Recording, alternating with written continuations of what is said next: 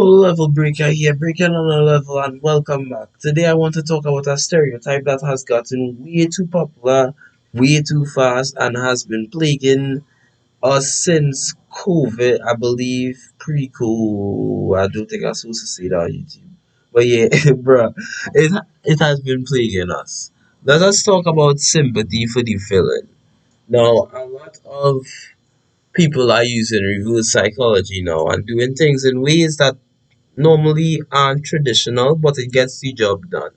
Now, telling a great story is not easy, and it will never be easy to tell a great story. Telling a great story involves you playing with the emotions of people with fictional characters that not even real. You have to instill feelings.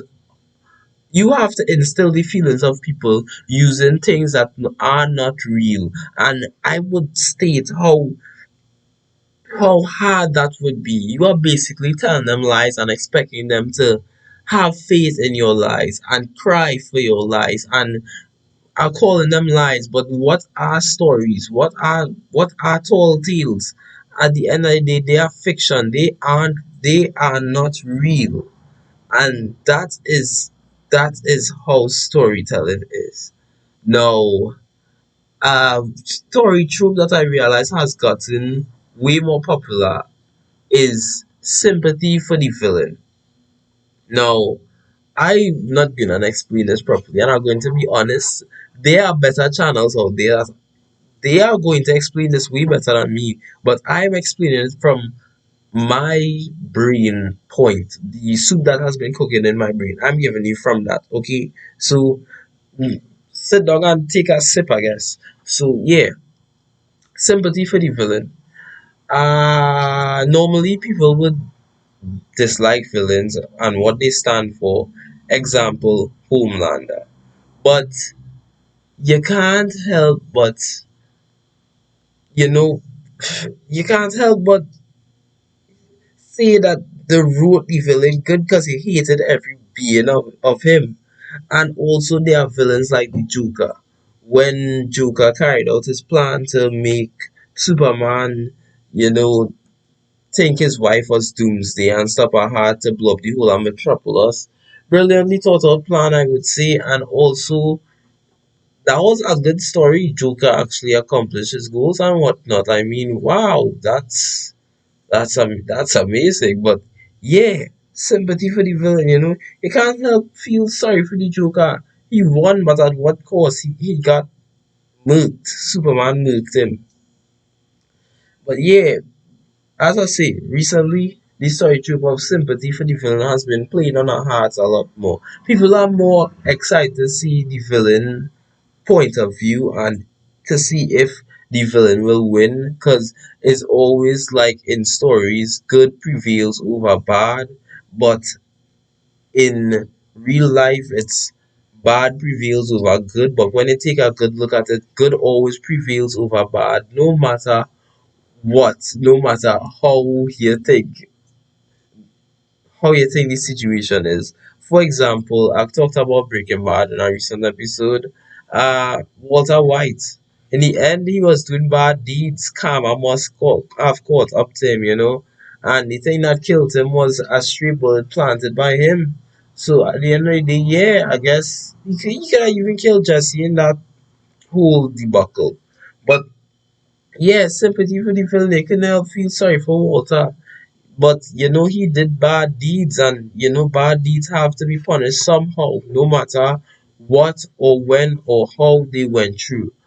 But as I say, sympathy for the villain right now is a story trope that a lot of people are using, making stories from the villain standpoint, making playing with our emotions, making us feel like the villain deserves more.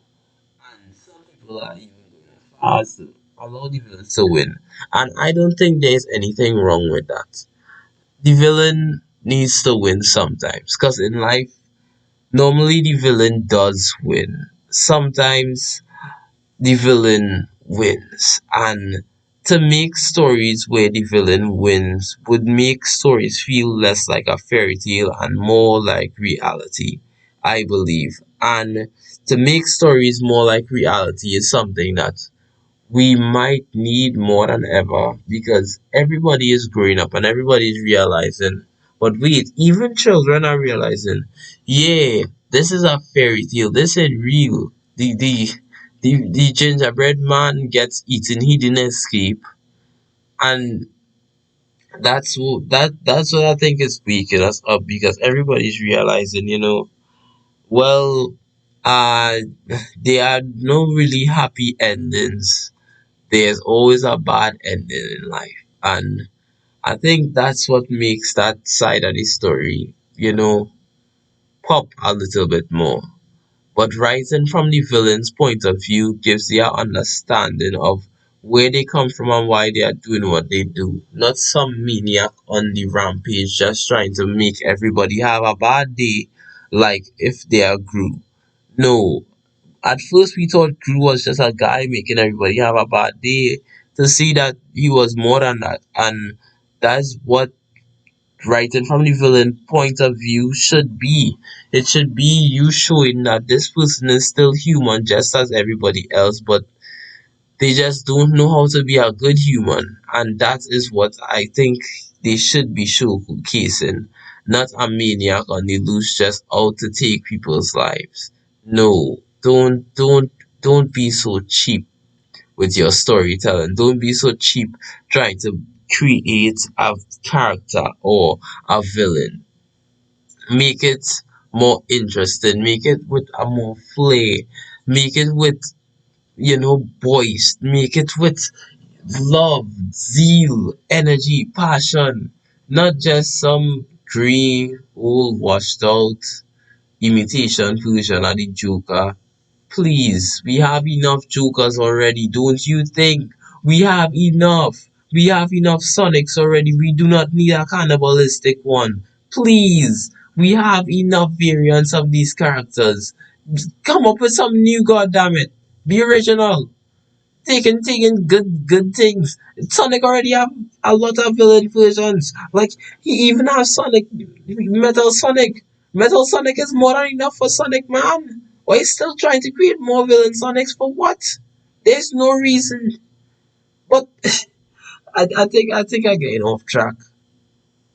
But as I was saying, like sympathy for the villain. I love to see the villain point of view and standpoint. But most of the times the villains are wrong. There are no morally just villains I have seen yet, but I would love to see a morally just villain who follows the rules and stays well. Homelander would have been a morally just person, a morally just villain, but he's no longer a morally just villain because of the acts he committed in public.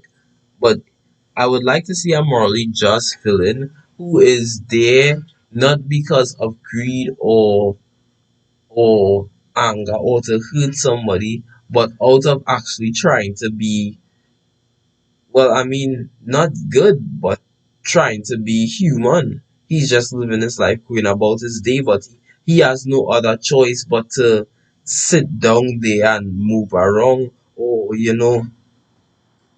and I don't know, but this is as far as I think. Like, a villain who hasn't done anything too wrong but hasn't done anything too right either.